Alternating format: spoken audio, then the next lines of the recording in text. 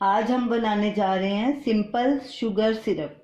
उसके लिए हमें इन दो चीज़ों की आवश्यकता है। 1 कप हमने पानी लिया और 1 कप चीनी। तो चलिए सिरप बनाना शुरू करते हैं। गैस चलाएंगे और गैस को मीडियम पे रखना है। पैन में पानी डालेंगे, चीनी डालेंगे, बीच बीच में इसको स्टर करते रहेंगे।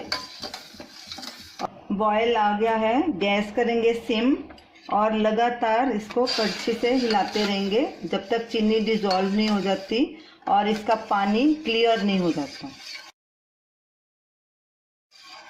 चीनी अच्छे से डिजॉल्व हो गई और सिरप भी बिल्कुल क्लियर हो गया। अब गैस करेंगे बंद और इसको ठंडा होने देंगे। सिरप ठंडा हो चुका है, अब इसको छान लेंगे।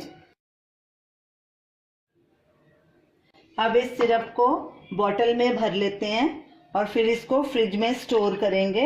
ये सिरप 3-4 महीने ठीक रहेगा।